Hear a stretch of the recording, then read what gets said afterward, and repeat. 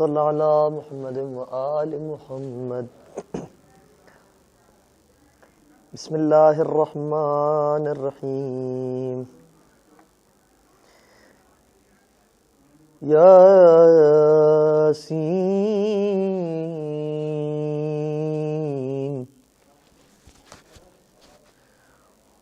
والقرآن الحكيم إنك لمن المرسلين على صراط مستقيم.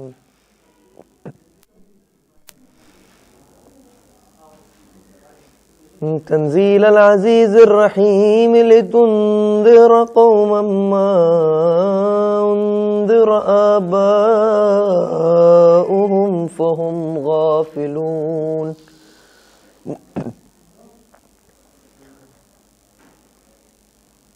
لقد حق القول على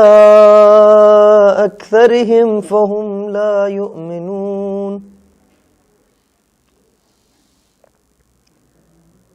إنا جعلنا في أعناقهم أغلالا فهي إلى الأذقان فهم مقمحون.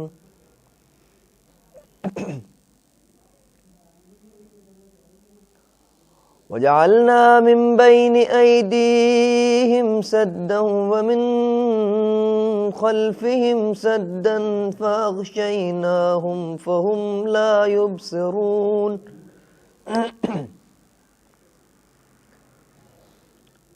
وسواء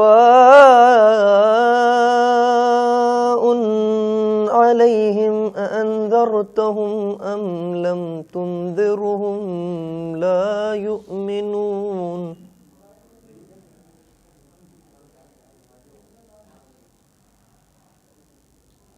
إنما تنذر من اتبع الذكر وخشي الرحمن بالغيب فبشره بمغفرة وأجر كريم.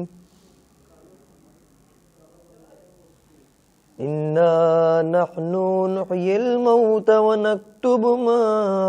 قدموا وآثارهم وكل شيء أحصيناه في إمام مبين. صدق الله العلي العظيم. صدق رسوله النبي الكريم. وصدق مولانا أمير المؤمنين علي بن أبي طالب. اللهم صل على محمد وآل محمد. اللهم صل على محمد وآل محمد. اللهم صل على محمد وآل محمد. کیا رقم ہو تیرا انسان سے رتبہ فضا،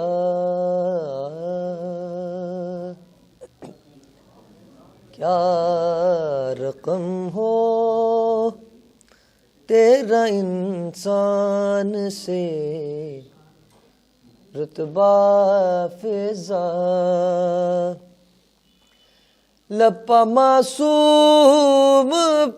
لب معصوم پہے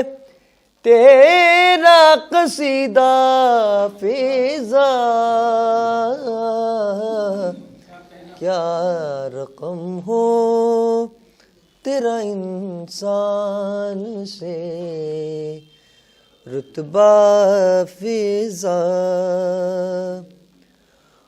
حسن و اخلاق و مروت ہے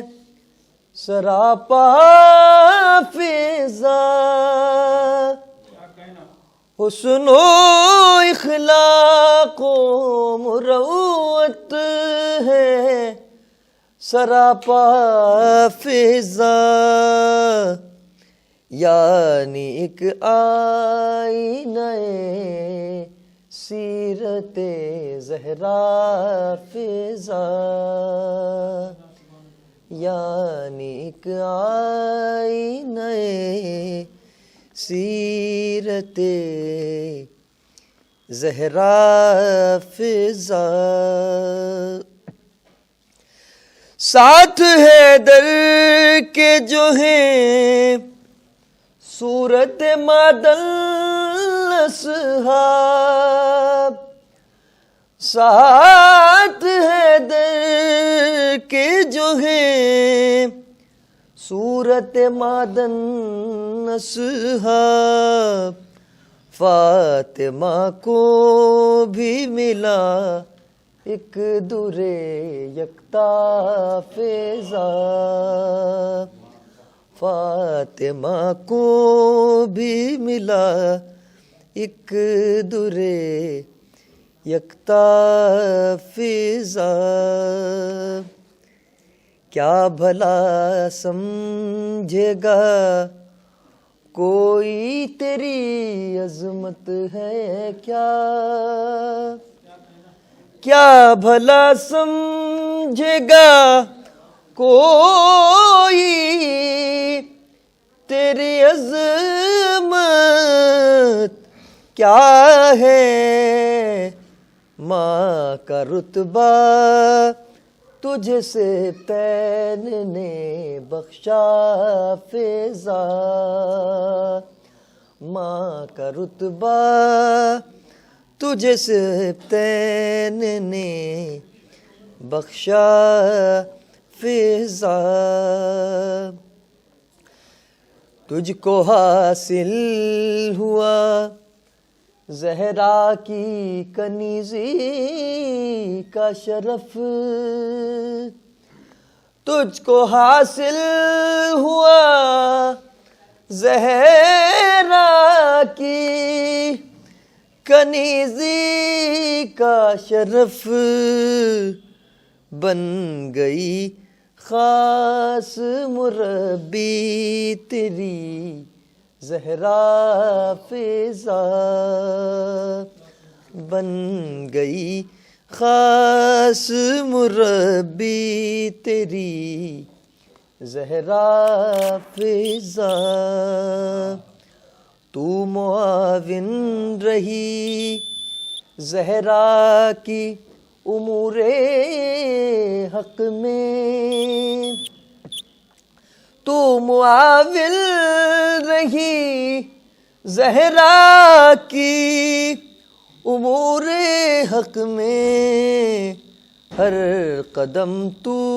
ہی تھی زہرا کا سہارا فضا،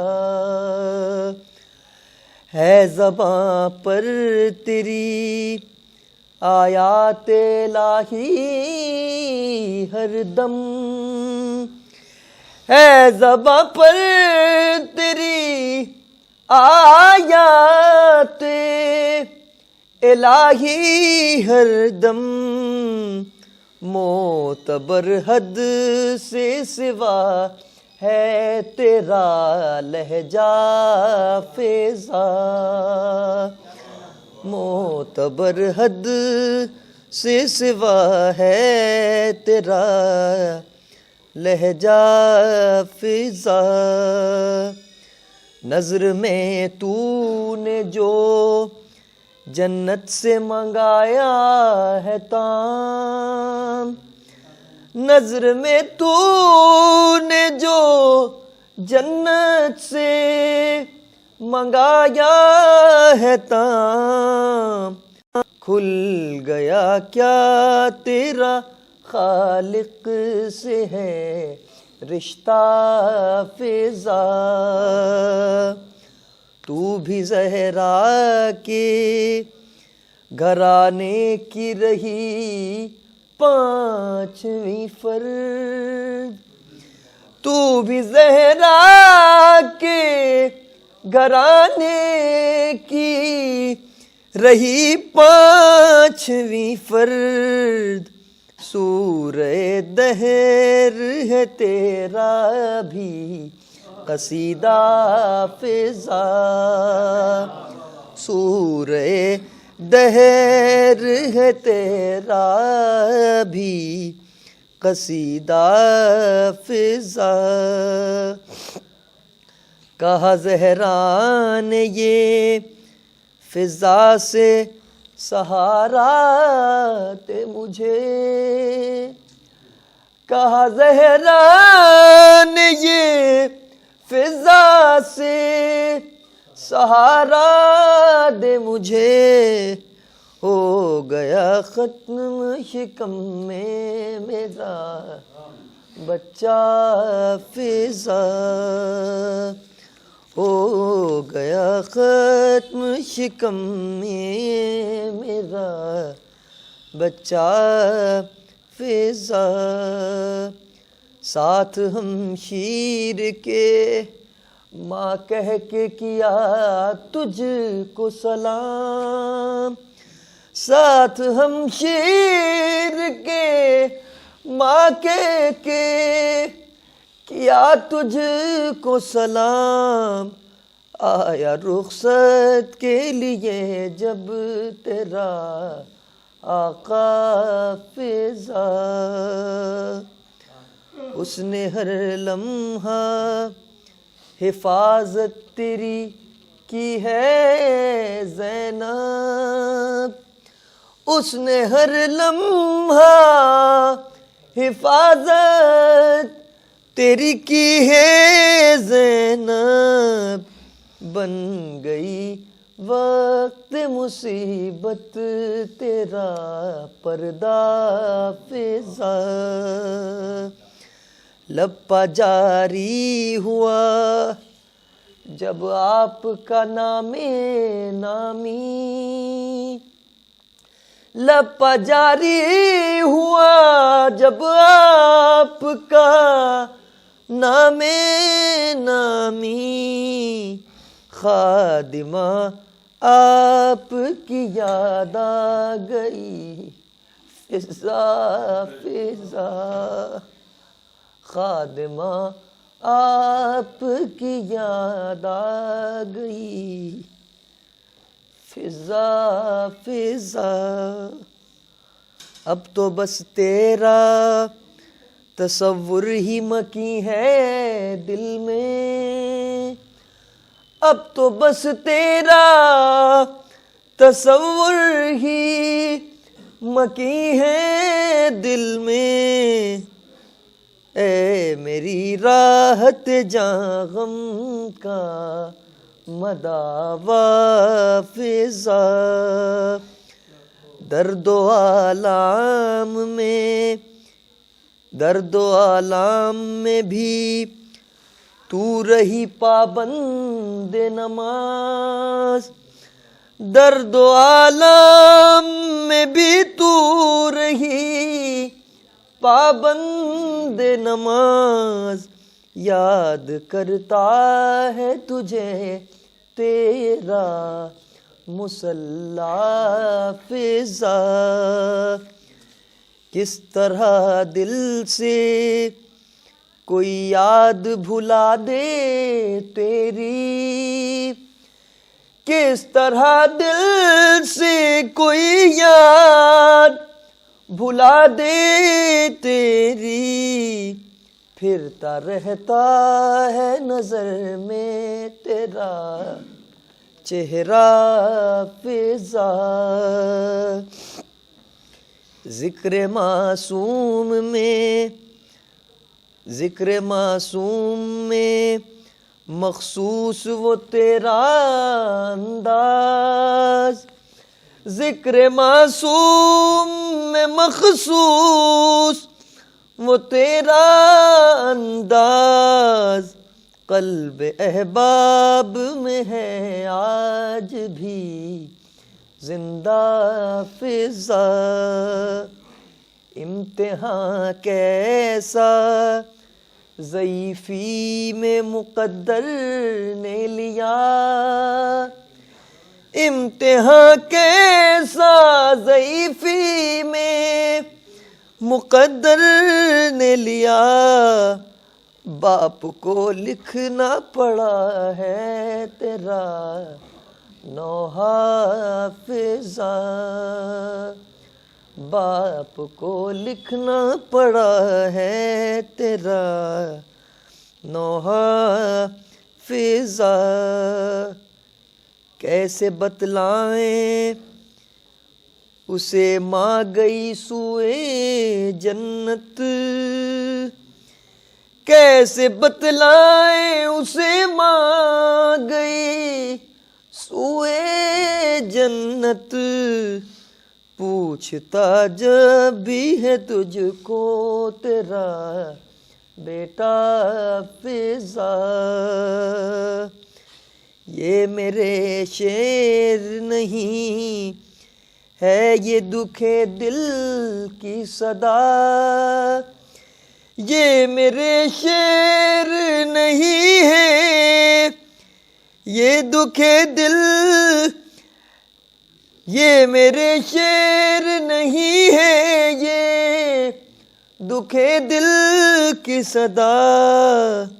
نظر کو لایا ہے عرفان یہ ہدیہ فضا، نظر کو لایا ہے عرفان یہ ہدیہ فضا۔ ایک صلوات دیجیے۔ جو لپٹی ہوئی حسین سے ہے، جو زندگی میں ہے وہ زندگی حسین سے ہے، او کھٹکتی کیوں ہے تیرے دل میں تازیہ داری، مجھے بتا تیری کیا دشمنی حسین سے ہے، لگاؤ جتنے بھی فتوے تمہیں لگانا ہے، میں کیا کروں میری وابستگی حسین سے ہے۔ درود پڑھیں محمد و آل محمد۔ چند شعر بی بی سکینہ کے حوالے سے۔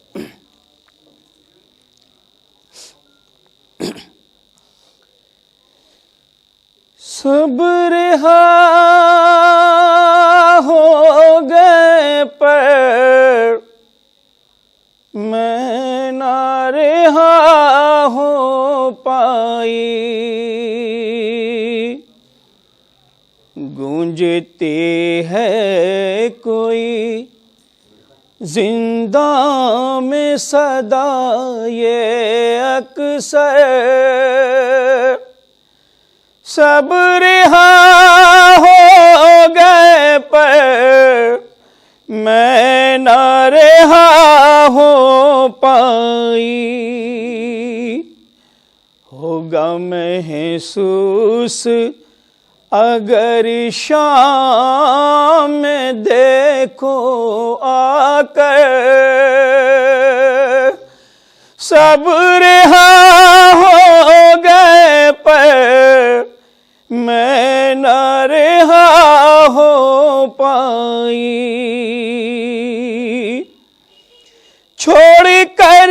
گھر کوئی پردیس کو گر جاتا ہے، ایک دن لوٹ کے وہ اپنے وطن آتا ہے، چھوڑ کر گھر کوئی پردیس کو گر جاتا ہے، ایک دن لوٹ کے وہ اپنے وطن آتا ہے، قید خانے میں مگر مر گئی میں گھٹ گھٹ کر، سب رہا ہو گئے پر میں نہ رہا ہوں پائی.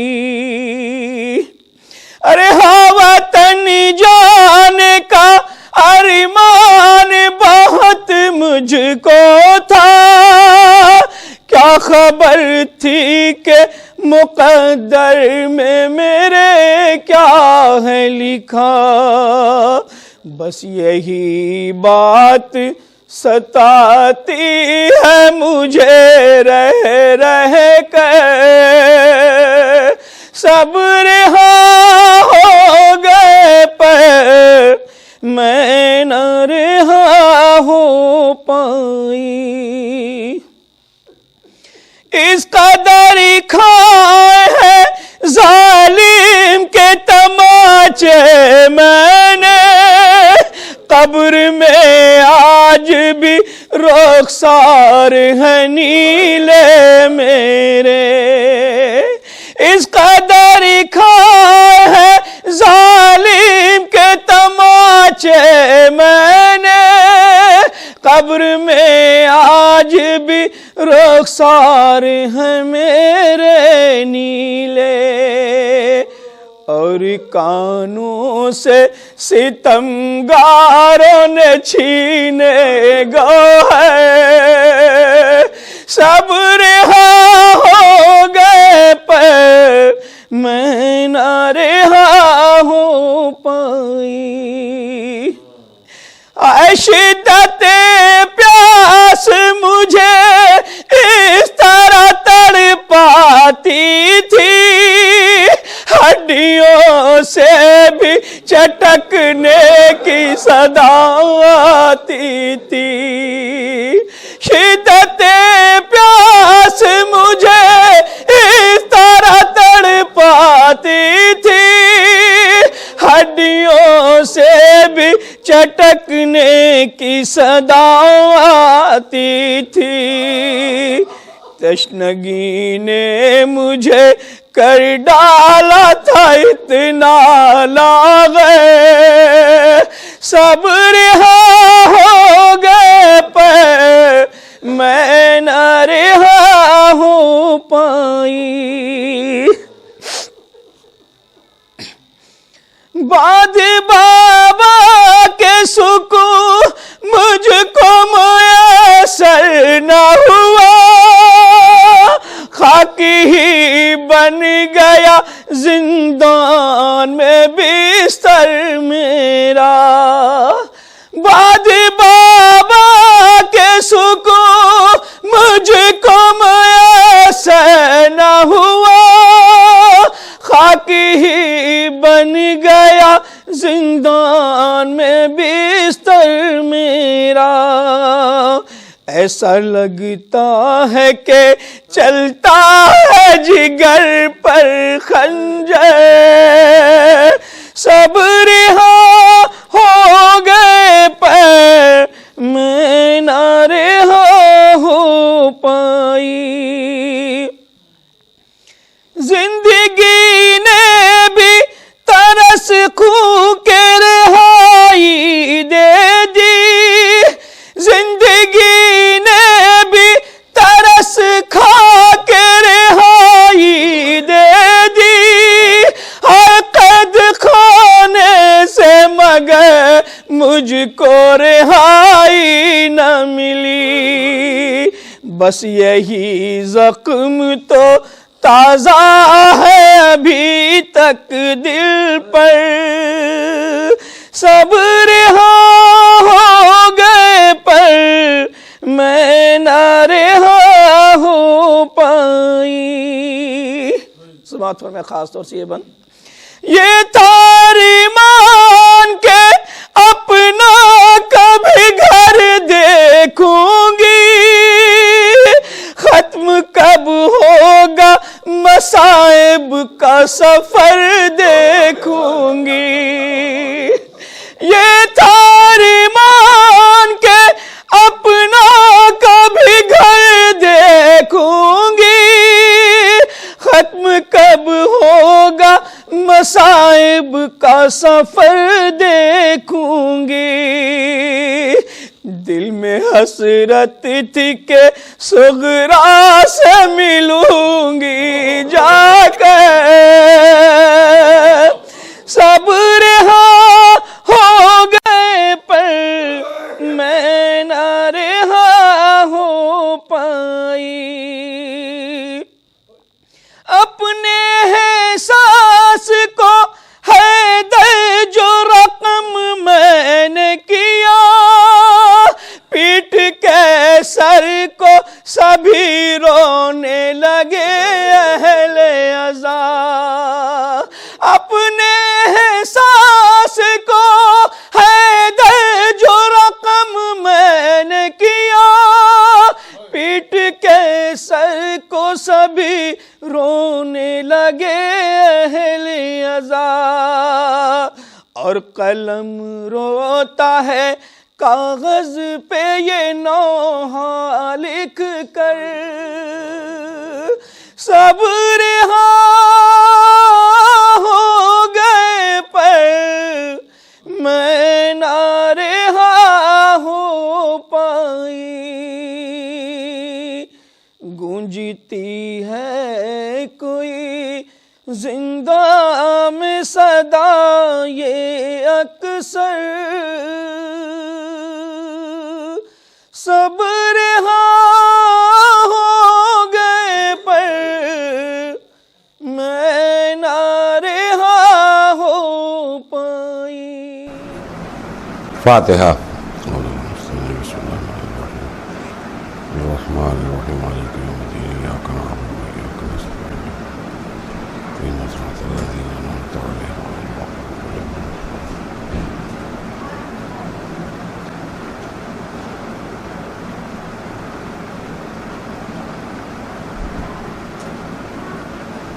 حضرات،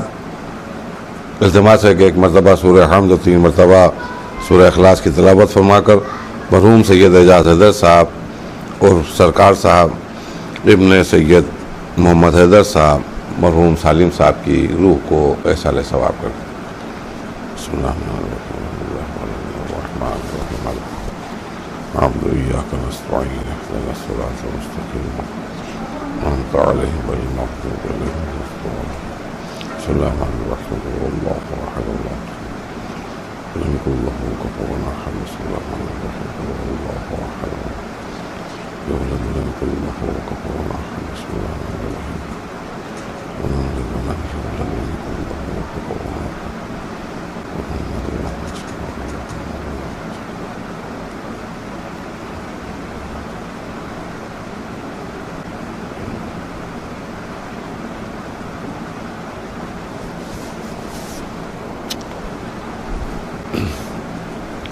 اعوذ باللہ السمیع العلیم من الشیطان اللعین الرجیم، بسم اللہ الرحمن الرحیم، الحمد للہ الذی ہدانا لہذا وما کننا لنہتدی لولا ان ہدانا اللہ، لقد جاءت رسول ربنا بالحق والصلاة والسلام علی اشرف الانبیاء وسید المرسلین، سیدنا و نبینا و شفیع ذنوبنا و حبیب قلوبنا مولانا بالقاسم محمد وآل بیتہ طیبین الطاہرین المعصومین المظلومین، ولعنۃ اللہ علی اعدائہم وقتلتہم وغاصبی حقوقہم ومنکری فضائلہم ومصائبہم اجمعین من یومنا ھذا الی یوم الدین، اما بعد فقد قال اللہ تبارک و تعالی فی کتابہ المبین وہو اصدق الصادقین وقولہ الحق، بسم اللہ الرحمن الرحیم، وما خلقت الجن والانس الا لیعبدون۔ ایک صلوات بھیج دے محمد وآل محمد۔ حضرات، میں نے آپ کے سامنے اس مختصر سے وقت کے لیے جو ایک ایصال ثواب کی مجلس کے لیے مقرر کیا گیا ہے، مرحوم اعجاز حیدر صاحب کی، اللہ ان کے درجات کو عالی فرمائے اور اللہ ان کو کروٹ کروٹ جنت نصیب کرے۔ بہت نیک آدمی، بہت شریف آدمی، بہت اللہ والے، اللہ کے ساتھ ساتھ بندوں سے بھی محبت کرنے والے، رشتہ داروں کا خیال، اعزاء کا خیال۔ بہرحال یہ عالم میں فانی ہے، جو بھی آیا ہے وہ دنیا سے چلا جائے گا، اور یہ ایک سلسلہ جاری و ساری ہے جناب آدم سے لے کر اب تک، اور اب سے لے کے صبح قیامت تک یہ ہے سلسلہ جو آیا ہے وہ واپس پلٹ کر آئے گا، واپس پلٹ کے اللہ کی بارگاہ میں پہنچے گا۔ بہرحال ہم کو اس پہ توجہ دینا چاہیے کہ ہم جو ایک سلسلے کو دیکھتے ہیں کہ آنے والا پلٹ کر جا رہا ہے اور پھر نئے آنے والے تشریف لا رہے ہیں، تو آخر یہ اس دنیا میں آنے کا سبب کیا ہے، کیوں ہے، کس وجہ سے ہے؟ آخر زمین کا فرش کیوں بچھایا گیا؟ آسمان کا شامیانہ کیوں لگایا گیا؟ چاند سورج و ستاروں کے چراغ کیوں روشن کیے گئے؟ عقل کیوں عطا فرمائی گئی؟ دن کی مشقت کے بعد رات کی خنکی میں آرام کا بستر کیوں لگایا گیا؟ ہواؤں کے قافلوں کو کیوں مجبور کیا گیا کہ وہ ہمارا استقبال کریں؟ پہاڑوں کی سربلند چوٹیوں کو کیوں مجبور کیا گیا کہ وہ ہمارے قدم تلے آئیں؟ اور یہ تمام دنیا کی چیزوں کو ہمارے دیکھنے اور کھانے اور سمجھنے کے لیے کیوں پیدا کیا گیا؟ اور اس کے بعد جب تمام تیاریاں ہو گئیں تو ہم کو کیوں بھیجا گیا؟ دیکھیے، مال بندگی اگر انسان نہ سمجھ پایا، مال خلقت نہ سمجھ پایا، مقصد حیات نہ سمجھ پایا، تو انسان کی زندگی بس ہے۔ اس لیے کہ جو آیا ہے وہ واپس پلٹ کر چلا جائے گا۔ ہم بڑے خوش نصیب ہیں کہ ہم مسلمان ہیں، ہم بڑے خوش نصیب ہیں کہ ہمارا ایمان اللہ کے اوپر ہے، اور اس سے بڑھ کے خوش نصیبی یہ ہے کہ اللہ ہم تک آیا تو نہیں ہے، لیکن اللہ کی طرف سے سرکار ختمی مرتبت حضرت احمد مجتبیٰ محمد مصطفیٰ صلی اللہ علیہ وآلہ وسلم کی لائی ہوئی کتاب ہے، جس سے قرآن مجید کہتے ہیں، جس کا کمال لطف یہ ہے کہ ہدایت کے ساتھ ساتھ، رہبری کے ساتھ ساتھ گزرے ہوئے زمانے سے کی بھی اطلاع دی اس نے، اور آنے والے کل میں کیا ہونے والا ہے اس کی بھی اطلاع دی، موجودہ زمانے میں کس طرح زندگی گزارو اس کی بھی اطلاع قرآن مجید میں موجود ہے۔ اور اسی کو پیش نظر رکھتے ہوئے جب مقصد حیات کا مسئلہ آیا تو سورہ ذاریات میں اللہ نے اپنے بندوں کو حکم دیا کہ تمہاری مقصد کی زندگی کا مقصد سمجھنا ہے تو اس طرح سمجھو کہ ما خلقت الجن والانس الا لیعبدون، میں نے نہیں پیدا کیا جنوں کو، میں نے نہیں پیدا کیا انسانوں کو مگر اس لیے پیدا کیا کہ یہ ہماری عبادت کریں۔ تو معلوم یہ ہوا کہ یہ تمام چیزیں جو ہمارے دیکھنے، سمجھنے اور کھانے کے لیے پیدا کی گئی ہیں، اس کا ایک مقصد ہے اور صرف ایک مقصد ہے، وہ ہے کہ اللہ کی عبادت کی جائے، اللہ کی اطاعت کی جائے، اللہ کی فرما برداری کی جائے، اللہ کا کہنا مانا جائے، اللہ کے سامنے سر بسجود رہا جائے۔ اور شرافت بندگی کا تقاضا تو یہ ہے کہ جو بھی پیغام اللہ کا بندوں تک پہنچ جائے اور اس کو معلوم ہو جائے، اس کے مطابق عمل کرتے ہوئے اپنی زندگی کو گزارے۔ تو مقصد حیات اللہ کی عبادت ہے، یہ واضح ہو گیا، اللہ کی اطاعت ہے، یہ واضح ہو گیا۔ اب ایک سوال اور بھی ہے، اس لیے کہ بڑا وسیع موضوع ہے، میرے سننے والے نہ جانے کہاں کہاں سن رہے ہوں گے۔ ظاہر ہے کہ یہ کووڈ کی وبا اور یہ موذی مرض جو پورے ہندوستان کو اپنی لپیٹ میں لیے ہوئے ہے، خداوند عالم آل محمد کے طفیل و تصدق میں تمام بشریت اس موذی مرض سے محفوظ رہے اور جلد سے جلد تمام پریشانیاں اور تمام مرض اور تمام الجھنیں اور تمام دشواریاں تمام ہندوستانیوں کے لیے جلد سے جلد دفع ہو جائیں اور ختم ہو جائیں۔ بہرحال زندگی کا مقصد اللہ کی عبادت ہے، اور اللہ کی عبادت کے اوپر میں اگر آپ کے سامنے بولنے لگوں تو مجھ جیسا جاہل آپ کے سامنے نہ جانے کتنے انداز میں، کتنے رخوں سے اس کے اوپر گفتگو کر سکتا ہے۔ آپ بھی اکثر علماء کرام، ذاکرین، خطبہ، مقررین سے اس آیت کے ذیل میں، اس مقصد حیات کے ذیل میں تقاریر بھی سن چکے ہیں، مجالس بھی سماعت فرما چکے ہیں۔ تو بہرحال میں زیادہ وقت نہیں لیتے ہوئے فقط چند باتیں اپنے سننے والوں کے لیے ہدیہ کرنا چاہ رہا ہوں، اور خصوصاً ایصال ثواب کے لیے کہ بہترین ایصال ثواب ہو جائے۔ اگر کوئی انسان، کوئی سننے والا متوجہ ہو جائے تو مرحوم اعجاز بھائی کے بھی درجات عالی ہوں گے کہ زندگی کا مقصد ہم کو معلوم ہوا کہ اللہ کی عبادت ہے، لیکن سوال اس بات کا ہے کہ عبادت جو اللہ کی کرنا ہے اور جس مقصد سے ہم خلق کیے گئے ہیں وہ کیا ہے، وہ کس طرح کی انجام دی جائے، وہ کس طرح کی جائے۔ تو اب اس کے لیے ہم مسلمان اتنا جانتے ہیں کہ نماز کا پڑھنا عبادت ہے، روزے کا رکھنا عبادت ہے، حج کا کر لینا عبادت ہے، اور زکوٰۃ کا دے دینا عبادت ہے، خمس کی ادائیگی عبادت ہے۔ اسلام پہ اگر مصیبت کا وقت پڑ جائے تو میدان جہاد میں نکل کر اپنی جان کو اسلام کی راہ میں قربان کرنے کا نام عبادت ہے۔ ہمیں یہ چند عبادتوں کا علم ہے اور ہم اسی میں مصروف رہتے ہیں اور اسی خوش فہمی میں مبتلا رہتے ہیں کہ ہم نے اگر نماز پڑھ لی تو ہم سمجھے کہ ہم نے مقصد حیات کو پا لیا، ہم نے روزہ رکھ لیا تو ہم سمجھے کہ مقصد حیات کو ہم نے پا لیا، ہم اگر حج کر آئے اور حاجی صاحب کہلائے تو ہم یہ سمجھے کہ ہم نے مقصد حیات کو پا لیا، اور اللہ اللہ خیر صلی اللہ ماتھے پہ گٹا ہو گیا، چہرے پہ داڑھی ہے، مصلی عبادت پہ بیٹھے ہوئے ہیں، مؤذن کی اذان سے پہلے مسجد میں پہنچ گئے، یا رب رب یا رب یا رب کی سزائیں بلند کر رہے ہیں، ہم بھی اس گمان میں ہیں کہ ہم بہت بڑے عابد ہو گئے اور مقصد حیات کا حل ہم نے ڈھونڈ لیا، اور دیکھنے والا بھی کہہ رہا ہے اور جاننے والے بھی سمجھ رہے ہیں کہ یہ بہت بڑا عبادت گزار ہے۔ ہماری مجبوری بھی یہی رہی کہ ہمیں بتایا گیا کہ مقصد حیات یہی سب عبادتیں ہیں۔ بے شک نماز عبادت ہے، اس سے کوئی انکار نہیں ہے، روزہ عبادت ہے، اس سے کوئی انکار نہیں ہے، حج عبادت ہے، اس سے کوئی انکار نہیں ہے، خمس کی ادائیگی عبادت ہے، اس سے کوئی انکار نہیں ہے، زکوٰۃ کی ادائیگی عبادت ہے، اس سے کوئی انکار نہیں ہے۔ یہ تمام چیزیں کا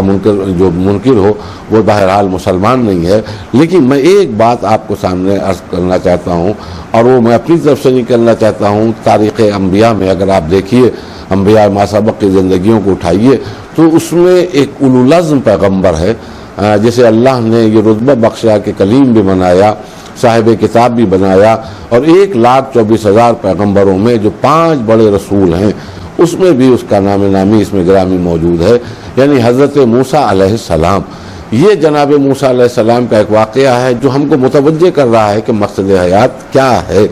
ہم سمجھے کہ نماز عبادت ہے، ہم سمجھے کہ روزہ عبادت ہے، ہم سمجھے کہ حج عبادت ہے، ہم سمجھے کہ زکوٰۃ عبادت ہے، ہم سمجھے کہ خمس عبادت ہے۔ لیکن جناب موسیٰ کے ایک واقعے نے ہم کو متوجہ کیا کہ جب جناب موسیٰ کو حطور پہ تشریف لے گئے اپنے معبود سے کلام کرنے کے لیے، اپنے معبود سے گفتگو کرنے کے لیے، اپنے معبود سے ملاقات کی غرض سے، اور وہاں جا کر آپ نے جیسے ہی یہ کلمات کہے کہ معبود مجھے معلوم ہے، اے اللہ مجھے معلوم ہے کہ میرا مقصد حیات کیا ہے، اور میں جانتا ہوں کہ کس طرح تیری عبادت انجام دی جا سکتی ہے اور تیری عبادت کی جا سکتی ہے۔ پتہ نہیں عبد و معبود کے درمیان میں کیا گفتگو ہونے والی تھی، عبد و معبود کے درمیان کیا کلام ہونے والا تھا، لیکن ایک دم سے مشیت کا لہجہ بدلا اور وہاں سے ایک سوال کیا گیا کہ موسیٰ تم کیا کہہ رہے ہو؟ کہا ہم تیری عبادت کے لیے خلق ہوئے ہیں، ہم مقصد حیات جانتے ہیں۔ تو جواب قدرت آیا کہ موسیٰ یہ بتاؤ کہ تم کون سی ایسی چیز ہے، کون سا عمل ہے کہ جس کو تم سمجھتے ہو کہ ہم عبادت کر رہے ہیں۔ تو جناب موسیٰ نے دہرانا شروع کیا کہ معبود میں نماز پڑھتا ہوں، یہ تیری عبادت ہے کہ نہیں ہے؟ تو جواب قدرت آیا کہ نماز تمہارے اوپر فرض تھی، اگر نماز نہ پڑھتے تو گناہ گار ہوتے۔ توجہ دیے گا جو میں عرض کر رہا ہوں کہ اگر نماز نہ پڑھتے تو گناہ گار ہوتے۔ جناب موسیٰ نے پھر دہرایا کہ معبود میں نماز کے ساتھ ساتھ روزہ بھی رکھتا ہوں۔ پھر جواب قدرت آیا کہ موسیٰ اگر روزہ نہ رکھتے تو گناہ گار ہوتے، اس لیے کہ تمہارے اوپر روزے اسی طرح فرض کیے گئے جس طرح گزشتہ امتوں کے اوپر فرض کیے گئے تھے۔ معبود میں تیری راہ پہ چلتا ہوں کا وہ بھی فرض ہے۔ اب مجھے نہیں معلوم، مجھ جیسے گناہ گار کو نہیں پتا کہ اولو العزم پیغمبر، ایک صاحب کتاب پیغمبر، ایک اتنا بڑا منصب کا حامل پیغمبر جس کو اللہ نے کلیم بنایا ہو، وہ کوہ طور پہ اپنی کتنی عبادتوں کو دہرا رہا ہوگا۔ ہم جیسے جاہلوں سے اگر کوئی سوال کرے کہ تم کیا کرتے ہو تو ہمارے پاس تو چند عبادتیں ہیں، انگلیوں پر گنتی کرتے ہوئے ہم بتا سکتے ہیں کہ یہ عبادت ہے اور یہ عبادت ہے، یہ عبادت ہے۔ لیکن ایک معصوم نبی، ایک اولو العزم پیغمبر اپنی کتنی عبادتوں کو دہراتا رہا ہوگا مجھے نہیں معلوم، لیکن اتنا ملتا ہے روایت میں کہ جناب موسیٰ یہ کہتے رہے کہ میں یہ کرتا ہوں، میں یہ کرتا ہوں، میں یہ کرتا ہوں، میں یہ کرتا ہوں، میں یہ کرتا ہوں، میں یہ کرتا ہوں، میں یہ کرتا ہوں۔ لیکن جواب میں ایک ہی ادھر سے جواب آتا رہا کہ موسیٰ وہ فرض تھا، وہ فرض تھا، وہ فرض تھا، وہ فرض تھا، وہ نہ کرتے تو گناہ گار ہوتے، اگر تم وہ نہ بجا لاتے تو تم خطا کار ہوتے، وہ نہ اگر کرتے تو تم سے حساب لیا جاتا۔ یہ بتاؤ کہ تم میری عبادت کون سی کرتے ہو؟ ناظرین توجہ دیے گا جو میں عرض کرنا چاہ رہا ہوں وہ یہ کہ جناب موسیٰ جیسا اولو العزم پیغمبر جس کی جلالت بھی مشہور ہے،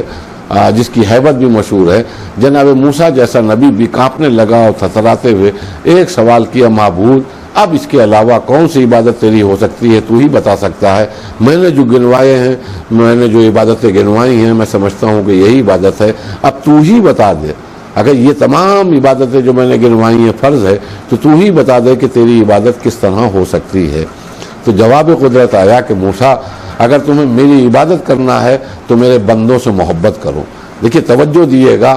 ایک جواب آیا ہے مشیت کی طرف سے کہ میری اگر عبادت کرنا ہے تو میرے بندوں سے محبت کرو۔ ان بندوں میں یہ نہیں کہا گیا کہ تم خاندان سے محبت کرو خالی، یہ نہیں کہا گیا کہ صرف گھر والوں سے محبت کرو، یہ نہیں کہا گیا کہ محلے والوں سے محبت کرو، یہ نہیں کہا گیا کہ صرف مسلک والوں سے محبت کرو، یہ نہیں کہا گیا کہ اپنے مذہب والوں سے محبت کرو، یہ نہیں کہا گیا کہ تم بس اپنے شہر والوں سے محبت کرو، تم محبت کرو میرے بندوں سے، میرے بندوں سے محبت، یہی اللہ کی عبادت ہوگی۔ تو معلوم ہوا کہ ہم جس کو عبادت سمجھ رہے تھے وہ فرض ہے،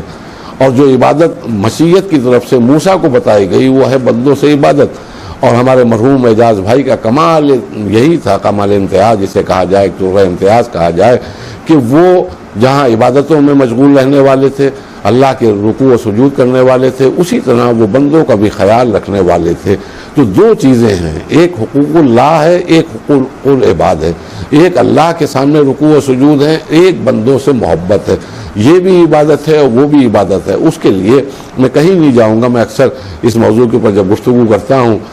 تو کچھ آیتوں کا حوالہ ضرور دیتا ہوں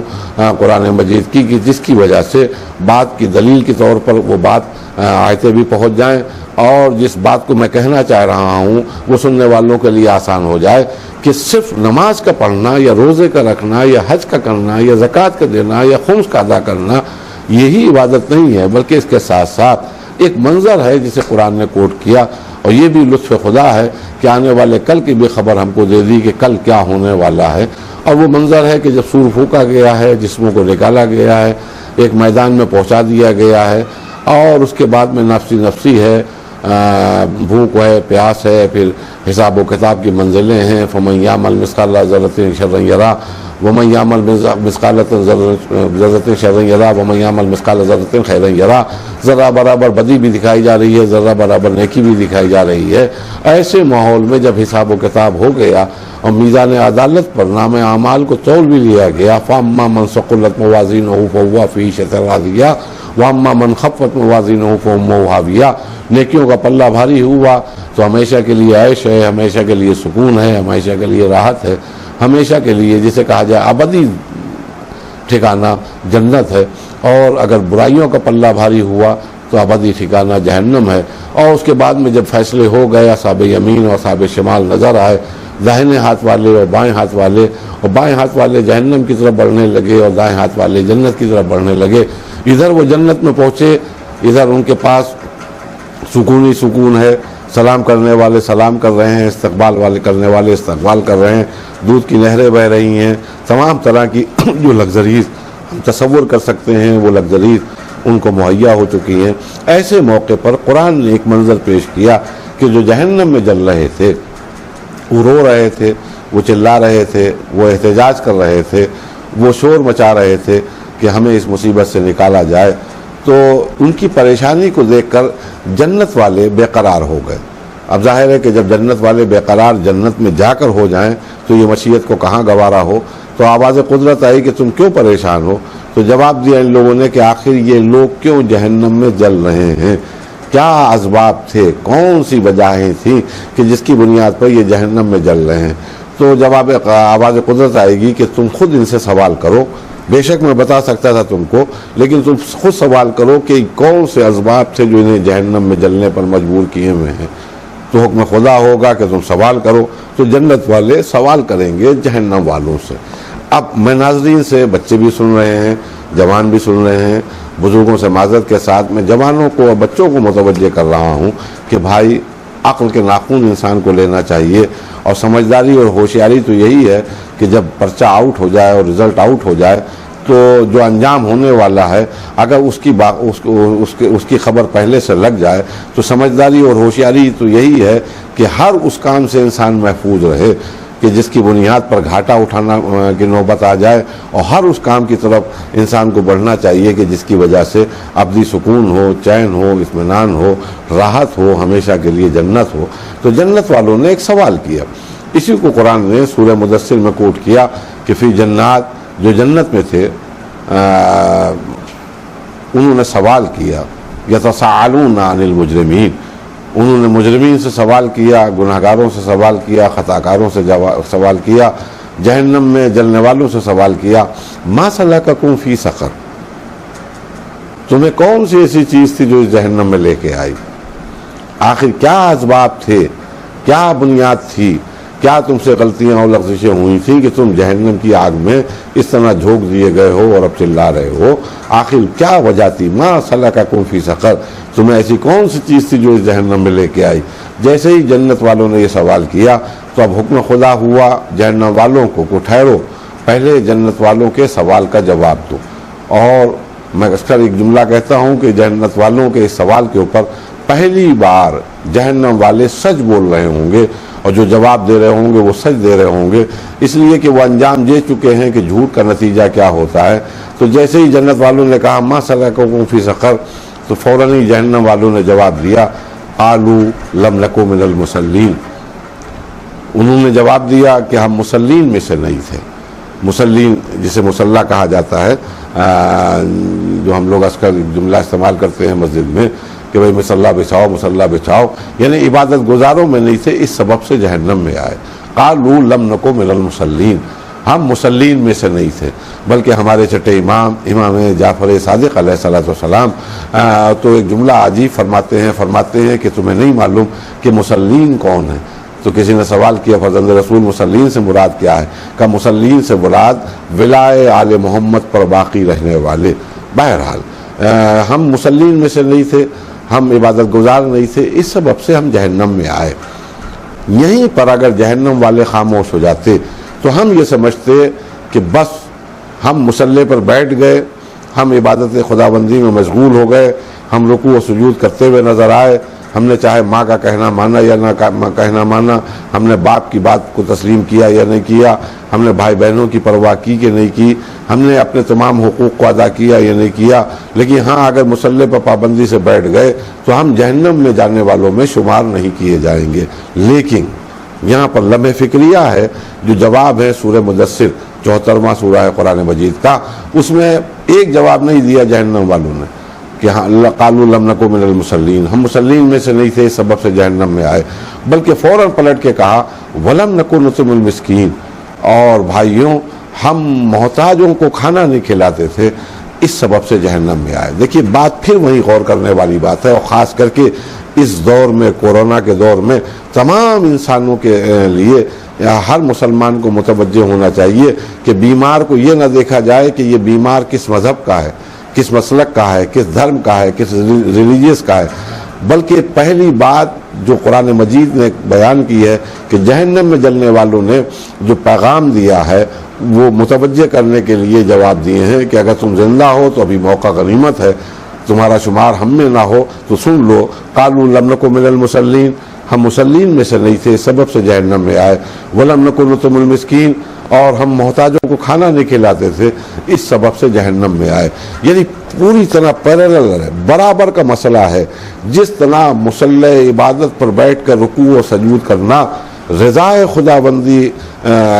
کا سبب ہوتا ہے، اسی طرح ایک محتاج کی ضرورت کو پورا کرنا، ایک محتاج کو کھانا کھلانا بھی ویسے ہی ہے کہ جس طرح آپ وقت عبادت آپ نماز پڑھتے ہوئے نظر آ رہے ہیں یا روزہ رکھتے ہوئے نظر آ رہے ہیں یا حج کرتے ہوئے نظر آ رہے ہیں، جس طرح حقوق اللہ ادا کر رہے ہیں اسی کے پیرالل محتاج کو کھانا کھلانا ہے۔ اب محتاج کو کھانا کھلانے کا مسئلہ قرآن نے تو بس ایک جملے میں کہہ دیا کہ ہم محتاج کو کھانا نہیں کھلاتے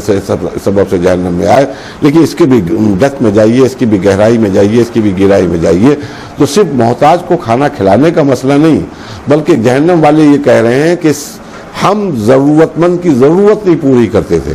یعنی آپ اگر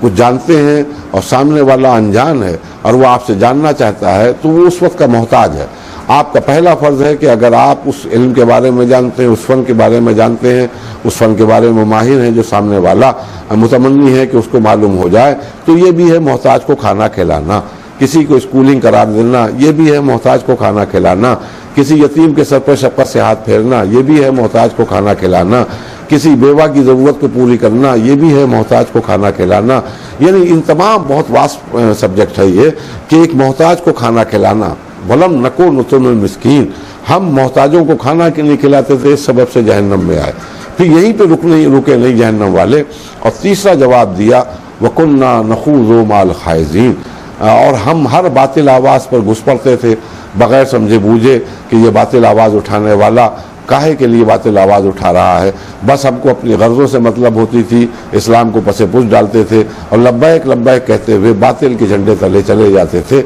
इस सबब से जहन्नम में आए। यानी हक को बातिल की तमीज़ ये भी उसी तरह पैरेलल है। जिस तरह नमाज का पढ़ना इबादत है, जिस तरह मोहताज को खाना खिलाना इबादत है, उसी तरह हक को बातिल की तमीज़ करना भी इबादत है। ऐसा ना हो कि राजी कातिल भी रज़ी अल्लाह हो जाए और मक़तूल भी रज़ी अल्लाह हो जाए, जालिम भी रज़ी अल्लाह आप कहने लगे और मज़लूम को भी रज़ी अल्लाह कहने लगे। उधर अमीरुल मोमिनीन कहते हुए नज़र आ रहे हैं, उधर खालिल मोमिनीन कहते हुए नज़र आ रहे हैं। जंग सिफ़ीन जारी है लेकिन आप उधर भी साथ दे रहे हैं, इधर भी साथ दे रहे हैं। जंग जमल जारी है, आप इधर भी साथ खड़े हुए हैं, उधर भी खड़े हुए हैं। तो पहली चीज़ है हक़ व बातिल की तमीज़। जिस तरह इबादतों का करना रज़ाए खुदाबंदी और जन्नत में जाने का सबब है, उसी तरह मोहताज को खाना खिलाना रज़ाए खुदाबंदी है और जन्नत में जाने का सबब है। उसी तरह हक़ व बातिल की तमीज़, क्या सही है क्या गलत है, इसका फ़ैसला करना और इसको महसूस करना, ये भी जन्नत में जाने वालों का एक बेहतरीन रास्ते का एक ज़्यादा सफ़र है जिसे कहा जाए। और चौथा जवाब जहन्नम वालों ने दिया, वकुन्ना नुकज़्ज़िबु बियौमिद्दीन, और ए जन्नत वालों हम रोज़े जज़ा को झुटलाते थे, इस सबब से जहन्नम में आए। यानी हम ज़बान से तो कहते थे इय्याका नअबुदु व इय्याका नस्तईन, हम मालिक यौमिद्दीन भी कहा करते थे, हम कहा भी करते थे कि क़यामत आएगी, लेकिन हमने कभी क़यामत के ऊपर भरोसा नहीं किया और कभी हमें कोई यकीन नहीं रहा कि हमको वापस भी पलटाया जाएगा। आज यही वजह है कि हत्ता अता यकीन, ये वक्त आ गया जिसका वायदा किया गया था। तो अज़ीज़ान गिरामी, मैं जिस बात को कहना चाह रहा हूँ, मा खलक़्तुल जिन्ना वल इंसा इल्ला लियअबुदून, हमने तुम्हें इसलिए पैदा किया है कि तुम हमारी इबादत करो। तो इबादत का मकसद हमेशा याद रखिए, नमाज एक फ़र्ज़ है, रोज़ा एक फ़र्ज़ है, ना करेंगे तो गुनाहगार होंगे, लेकिन उसके साथ साथ मोहताजों को खाना खिलाना, माँ बाप की इताअत करना, माँ बाप की फरमा बरदारी करना, भाई बहनों का ख्याल रखना, सिले रहमी करना। और उसका सबसे बड़ा सबूत भी यही है, मेरे पास वक्त नहीं है कि मैं तफसीलन आपके सामने गुफ्तगू करूं, अमा नमाज में बुलाया ही इसलिए गया है कि अपने ईमान का इजहार करते हुए जो ज़बान से दोहरा रहे हो अल्लाह की बारगाह में, जब बाहर निकल के जाओ तो उसके ऊपर आमिल भी हो, उसके ऊपर अमल करते हुए भी नजर आओ। वरना अक्सर सोचिए रब्बना इग़फ़िरली व लिवालिदैया व लिलमुमिनीना यौम यक़ूमुल हिसाब, ये क्यों उसूल रखा गया कि जब दुआ करो को दुआ क़ुनूत में दुआ के लिए हाथों को बुलंद करो तो ये कलमात कहो। जनाब इब्राहीम के ज़बान से निकले हुए कलमात जो कुरान में आयत की शक्ल में मौजूद हैं, जब आप उसके सिलसिले में गौर करिएगा कि हम अल्लाह की बारगाह में कह रहे हैं रब्बना इग़फ़िरली व लिवालिदैया व लिलमुमिनीना यौम यक़ूमुल हिसाब, ये अल्लाह मुझे माफ़ कर दे, मेरे माँ बाप को बख्श दे और मोमिनीन को बख्श दे। तो ये सिर्फ ये कलमात नहीं है, ये सिर्फ दोहराना नहीं है, सिर्फ रिसाइट करना नहीं है। नमाज दोहरा लेने का नाम नहीं है, नमाज आदत का नाम नहीं है, नमाज सिर्फ वो कलमात को रोज़ाना पढ़ लेने का नाम नहीं है, बल्कि इसका पैगाम यही है कि आप जो कलमात कह रहे हैं उसके ऊपर आप साबित कदम रहिए। अगर अपने हक़ में दुआ की है, इस्तिग़फ़ार किया है तो ख्याल रखिए नमाज के बाद भी। अगर माँ बाप की मोहब्बत में आपने ये कहा कि उनको भी बख्श दे, तो अब जब घर जाइए तो माँ कुछ आवाज़ दे तो माँ की आवाज़ पर लब्बैक कहिए, बाप कुछ कहे तो बाप की आवाज़ के ऊपर लब्बैक कहिए। और उसके साथ साथ वलिल मोमिनीन अगर कह दिया है कि मोमिनीन को भी बख्श दे, तो ख्याल रखिएगा कि जब अल्लाह के हुजूर में आप मोमिनीन को बख्शवा रहे हैं तो इस बात का ख्याल रखिएगा कि जब उनके दरमियान जाइए तो कहीं ऐसा ना हो कि आप उनके लिए मुज़र साबित होने लगें, आप उनके लिए परेशानियों का बायस बन जाएं, आप उनकी लेखपुरी करते हुए नज़र आएँ, आप उनको परेशान करते हुए नज़र आएँ, आप उनको सताते हुए नज़र आएँ। तो कुल मिलाकर नमाज हो या रोज़ा हो या हज हो, ये फ़र्ज़ की अदायगी थी और इबादत है, बेशक इबादत है, इससे कोई इनकार नहीं है। लेकिन उसके साथ साथ ज़रूरतमंदों की ज़रूरत, सिला रहमी करना, आइज़ा का ख्याल रखना। बस मैं बात को मुख्तसर कर रहा हूँ, मुझे ज़्यादा तफसीली गुफ्तगू नहीं करना है। हमारे एजाज़ भाई, अल्लाह उनको गरीक़ रहमत करे, बहुत याद आ रहे हैं और बहुत बड़ा सानहा हुआ। अल्लाह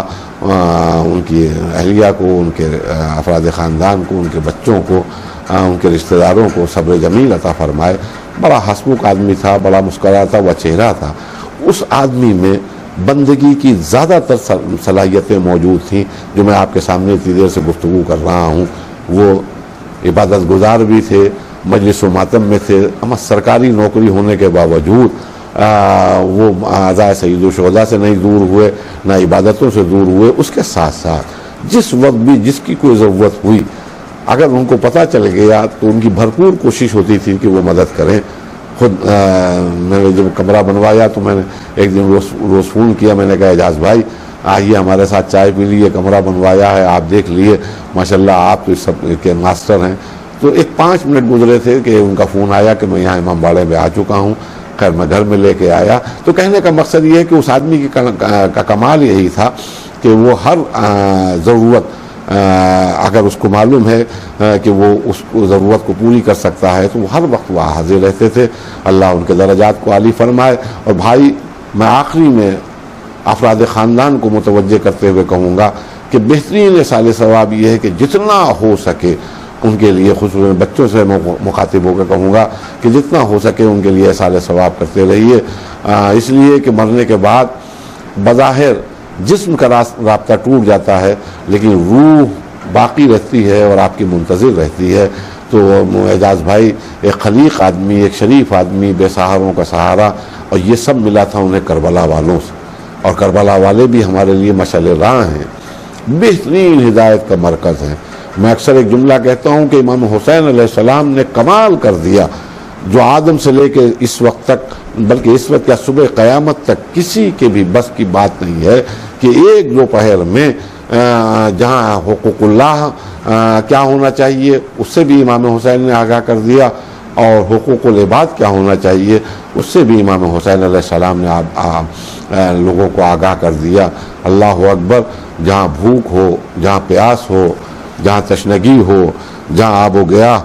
ہو، جہاں کوئی پرسان حال نہ ہو، جہاں اپنا نہ کوئی نظر نہیں آ رہا ہو، جہاں چاروں طرف دشمن ہی دشمن ہو، اما جہاں مصیبتوں کا انبار ہو، مصائب کی آماج گاہ جہاں امام حسین علیہ السلام بنے میں ہوں، میں اکثر سوچتا ہوں کہ امام حسین علیہ السلام کی جگہ کوئی دوسرا ہوتا وہ تو حواس باختہ ہو چکا ہوتا،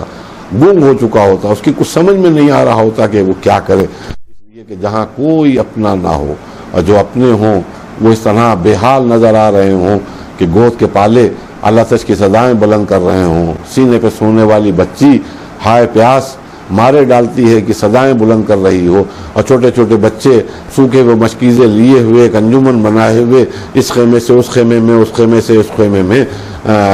پانی کی تلاش میں نکل رہے ہوں۔ کیا آج جب ہم سنتے ہیں تو ہماری آنکھوں سے بے ساختہ آنسو جاری ہو جاتے ہیں؟ کل حسین جس کے سینے پہ سونے والی بچی سکینہ، جس کے لیے امام حسین علیہ السلام فرمایا کرتے تھے کہ خدا کی قسم جس گھر میں سکینہ اور رباب نہیں ہوتی وہاں حسین کا جی نہیں لگتا ہے، یہ فرمایا کرتے تھے کہ اگر سکینہ مجھ سے کچھ سوال کرے کہ بابا مجھے یہ چیز چاہیے ہے، اور پوری دنیا آ کر میرے دروازے پہ کھڑی ہو جائے اور مجھے منع کرے کہ حسین یہ چیز ہرگز سکینہ کو نہ دینا، تو پھر امام حسین قسم کھا کے کہتے تھے واللہ پوری دنیا ناراض ہو جائے، پوری دنیا ناراض ہو جائے، حسین کو پرواہ نہیں ہوگی، لیکن حسین وہی کرے گا جو میری بچی سکینہ کی خواہش ہوگی۔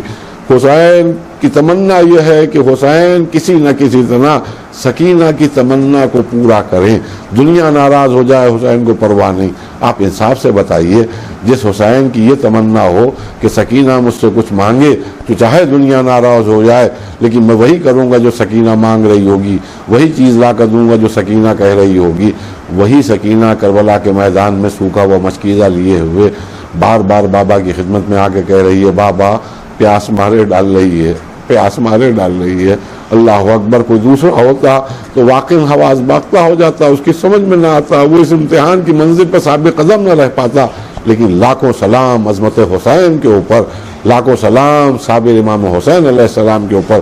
ایسے موقع پر قرآن کی تلاوت بھی کر کے دنیا کو بتا دیا کہ قرآن کیا ہے، رکوع و سجود کر کے بتا دیا کہ عبادت کیا ہے۔ ابو سبامہ سعدی کو دعا دے کر کہہ دیا کہ دیکھو اول وقت نماز پڑھنے کا ثواب کیا ہے۔ یہی فرمایا تھا جب ابو سبامہ نے کہا تھا کہ فرزند رسول ظہر کا اول وقت ہے، جی چاہتا ہے کہ آپ کے بیچ سے آخری نماز پڑھ لی جائے، تو مسکرا کے جواب دیا کہ ابو سبامہ اللہ تمہیں نماز گزاروں میں شمار کرے۔ تو معلوم نماز کیا ہے اس کی بھی اہمیت کو روشناس کرا رہے ہیں قرآن کی تلاوت کی کیا اہمیت ہے اس اہمیت سے بھی باخبر کر رہے ہیں، اور اس کے ساتھ ساتھ رشتوں کی بھی اہمیت۔ دیکھیے غور کریے گا جو میں عرض کرنا چاہ رہا ہوں کہ کربلا میں امام حسین علیہ السلام نے جو آپ کے حقوق اللہ کے ساتھ ساتھ حقوق العباد کیا ہونا چاہیے اس سے بھی آگاہ کریا، اس کا بھی درس دیا کہ ایک بھائی سے کس طرح محبت سے ملے، ایک بہن اپنے بھائی سے کس طرح ملے، ایک بھائی کو اپنی بہن کا کس طرح خیال رکھنا چاہیے، ایک ماموں اپنے بھانجوں سے کس طرح گفتگو کرے، بھانجے اپنے ماموں کے اوپر جان کو کس طرح نچھاور کریں، یہی نہیں بھتیجا اپنے چچا کے اوپر کس طرح جان کو نچھاور کرے، اور چچا اپنے بھتیجے سے کس طرح محبت کرتا ہوا نظر آئے۔ خدا کی قسم میں اکثر کہتا ہوں کہ جناب قاسم کے پاس بہترین موقع تھا کہ قید خانہ شام میں عابد بیمار کے ساتھ قید ہو جاتے، اس کے بعد میں جب رہائی ملتی تو تمام اسیروں کے ساتھ آپ بھی مدینے تشریف لاتے، اور جب مدینے کے جوان ان سے سوال کر رہے ہوتے کہ قاسم جب سب مارے گئے، سب شہزادے مارے گئے تو آپ کیوں نہیں میدان کربلا میں اپنے چچا کے اوپر جان کو نچھاور کر پائے، تو آپ کے پاس بہترین جواب تھا، وہ یہ تھا کہ بھائیوں، کئی بار امو جان سے کہا کہ امو جان مرنے کی اجازت دیجئے، لیکن بھائیوں کیا بتاؤں، امو جان کا حکم تھا، ہر بار یہ کہہ کے منع کر دیا کہ تم میرے بھیا کی نشانی ہو، میں تمہیں مرنے کی اجازت نہیں دوں، تو کیا کروں بھائیوں، میرے چچا نے منع کر دیا۔ بہترین موقع تھا، لیکن اللہ اکبر، ایک بھتیجا اپنے چچا کے اوپر کس طرح جان کو نچھاور کرتا ہے۔ اگر چچا اجازت نہیں دے رہے ہیں تو ایک گوشہ تنہائی میں بیٹھا ہوا گریہ کر رہا ہے، ماں نے جب رونے کی آواز سنی تو تڑپ کے پوچھا میرے لال قاسم خیریت تو ہے، کیوں گریہ کر رہے ہو، کیوں آنسو بہا رہے ہو؟ کہا ماں صبح سے کئی بار اپنے امو جان کے پاس جا چکا ہوں لیکن مرنے کی اجازت نہیں دے رہے ہیں۔ پھر وہ تعویذ ماں نے کھلوایا، ماں نے تعویذ یاد دلایا، تعویذ کھولا گیا، بچے نے اپنے چچا کے اوپر جان کو نچھاور کیا۔ اسی طرح بھائی کی محبت، کس طرح ایک بڑا بھائی اپنے چھوٹے بھائی سے محبت کرتا ہے، اور کس طرح چھوٹا بھائی اپنے بڑے بھائی کا احترام کرتا ہے۔ آپ واقعات کربلا میں دیکھیے، مجھے تفصیلاً نہیں جانا ہے کسی موضوع کے اوپر، کسی بات کو دہرانا نہیں، فقط آپ کے اذہان عالیہ کو متوجہ کر رہا ہوں کہ عباس جس کے نام سے لشکر، بڑے لشکر کانپتے ہوں، بڑے پہلوان سہم جاتے ہوں، جس کی نگاہوں کے اوپر پورا لشکر ٹھہر جاتا ہو، اور بڑے بہادر چھپ جاتے ہوں عباس کا نام سن کر، وہی عباس کو جس مرحلے پر بھی کربلا کے کسی مرحلے پر مقاتل میں کسی جگہ بھی آپ دیکھ لیے، جس وقت بھی امام حسین نے یاد کیا ہے تو اب عالم یہ ہے کہ کانپتے ہوئے، سر جھکائے ہوئے اپنے بڑے بھائی کی خدمت میں کھڑے ہو گئے۔ اس طرح کہ کیا مجال ہے کہ نگاہ بھی اٹھا کر دیکھیں، سر جھکائے، بس ایک جملہ ہوتا تھا زبان پر، جی آقا کیا حکم ہے، جی آقا آپ کا غلام حاضر ہے۔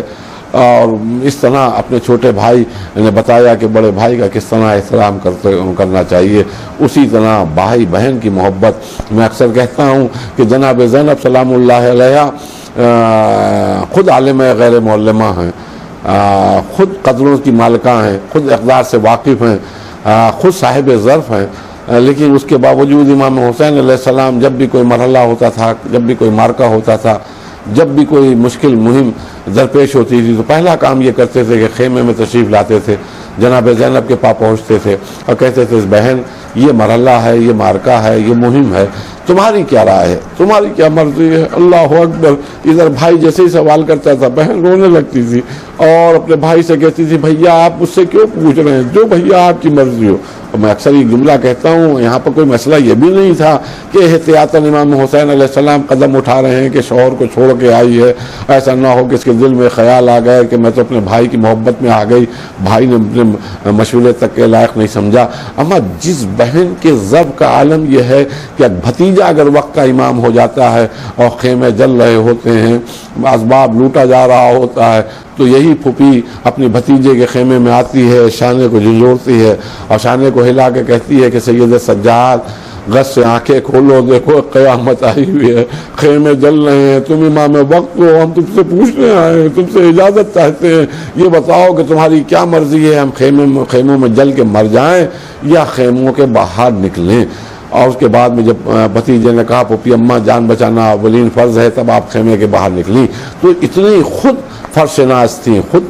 صاحب اقدار تھیں، خود جانتی تھی، عالمہ غیر معلمہ تھی، تو امام حسین سے ہرگز نہ کہتی بھیا آپ نے مشورہ نہیں لیا، لیکن حسین نے بتایا کہ بہن کی محبت کیا ہوتی ہے۔ بس عزیزان گرامی، میں نے یہیں پر مجلس کو تمام کیا۔ اگر بہن سے محبت کیا ہوتی ہے تو بہن نے بھی بتایا کہ بھائی سے محبت کیا ہوتی ہے۔ بڑی آسانی سے ہم لوگ عزاداروں پڑھتے ہیں کہ جب عصر عاشور حسین نظر نہیں آئے اور دشمنوں میں گھر گئے تو جناب زینب خیمے سے باہر نکلی، ایک ٹیلے پہ کھڑی ہو گئی، جا کر چاروں طرف دیکھ رہی تھی تو کیا دیکھا ہے کہ ایک نشیب ہے، وہاں پہ ایک ظالم سینے پہ سوار ہو چکا ہے، چاروں طرف دیکھا اپنا کوئی نظر نہیں آیا، تو ایک بار آواز دیو پسر سعد، تو دیکھ رہا ہے میرا ماجایا مارا جا رہا ہے۔ پسر سعد نے کچھ نہ سنا، ادھر خنجر چلا، زمین کربلا کو زلزلہ ہونے لگا، فرات کا پانی لہجہ ہو چلنے لگا۔ ایک منادی نے ندا دی، الا قتل الحسین بے کربلا، الا ذبح الحسین بے کربلا۔ زینب نے بھی سینہ پکڑ لیا، سمجھ گئی کہ میرا بھائی مارا گیا ہے۔ ہاں عزیزان گرامی، بے شک یہ روایت ہے جو پڑھی جاتی ہے، لیکن میں اکثر سوچتا ہوں، بس دو جملے اور مجلس کو تمام کروں، کیا گزر رہی ہوگی شہزادی اولیاء سلام اللہ علیہ کے دل کے اوپر جب بھائی کے گلے پہ خنجر چل رہا ہوگا، جب بھائی بہن میں جدائی ہو رہی ہوگی، اس لیے کہ یہ وہ بہن ہے کہ جب اپنے شوہر سے اجازت لینے کے لیے گئی ہے اور کہا والی میرا بھائی جا رہا ہے، اگر آپ میرے شوہر ہیں آپ اجازت دیں تو میں بھی اپنے بھائی کے ساتھ وطن کے ساتھ سفر پہ جاؤں۔ اور جب جناب عبداللہ ابن جعفر نے اجازت دی اور اجازت دے دی کہ تشریف لے جائیے، بلکہ بچوں کو بھی لیتے جائیے، اگر ماموں پہ کوئی مصیبت کا وقت آئے تو کم سے کم بھانجے قربان تو ہو سکتے ہیں، ایک کو آپ اپنی طرف سے قربان کر دیے گا، ایک کو آپ میری طرف سے قربان کر دیے گا۔ جب اجازت دی تو لمحے بھر کے لیے مسکرائیں، پھر بیٹھ کے رونے لگی۔ رونے کا سبب جب عبداللہ ابن جعفر نے پوچھا اور سوال کیا کہ بی بی آپ کیوں رو رہی ہیں، میں نے آپ کو روکا نہیں ہے، میں نے روکا نہیں ہے، منع نہیں کیا ہے، تو جھکا بسر اٹھایا، آنکھوں میں آنسو تھے، اور ایک جملہ کہا جس سے پتہ چلتا ہے درد جناب زینب، کرب جناب زینب جو عصر عاشور جناب زینب کے دل پہ گزر رہی ہوگی۔ ایک جملہ کہا آپ میرے والی ہیں، آپ میرے شوہر ہیں، آپ کو معلوم ہے اگر آج اجازت نہ دیتے تو کیا ہوتا، کہا اللہ بہتر جانے، یہ شہزادی بہتر جانے۔ تو آہے سر کھینچ کر ایک جملہ کہا تھا کہ عبداللہ میرا خدا گواہ ہے، میرا اللہ گواہ ہے کہ مجھے سب کچھ منظور ہے، لیکن میں حسین کے بغیر زندہ نہیں رہ سکتی۔ آپ اگر آج اجازت نہ دیتے تو بس اتنا ضرور ہوتا کہ مدینے سے حسین کا قافلہ جا رہا ہوتا اور گھر سے زینب کی میت نکل رہی ہوتی، اس لیے عبداللہ سب کچھ منظور ہے، حسین کے بغیر زینب کو اپنی زندگی منظور نہیں۔ اے عزاداروں، جو بہن اپنے شوہر کے سامنے یہ کلمات کہہ رہی ہو، جب بھائی کے گلے پہ خنجر دیکھا ہوگا اس بہن کے دل پہ کیا گزر رہی ہوگی۔ میرا دل کہتا ہے آواز دی ہو اے عبداللہ، بے شک زینب زندہ نہیں رہنا چاہتی، لیکن کیا کروں کہ میرے بھیا نے کچھ امانتیں میرے سپرد کی ہیں، جب تک کہ وہ امانتیں منزل مسعود تک نہ پہنچ۔ سيعلم الذين ظلموا أيّ منقلب ينقلبون۔ پروردگارہ اس مختصر سے عمل کو قبول فرما، کوئی غم نہ ہو سوائے غم امام حسین علیہ السلام کے۔ پروردگار مرحوم کے درجات کو عالی فرما، کروڑ کروڑ میں جنت نصیب ہو۔ آپ حضرات سے التماس ہے مرحوم سید اعجاز حیدر صاحب اور سرکار صاحب ابن سید محمد حیدر صاحب اور سالم صاحب مرحوم کی روح کو اصالِ ثواب کے لیے ایک مرتبہ سورہ حمد و 3 مرتبہ سورہ اخلاص کی طرف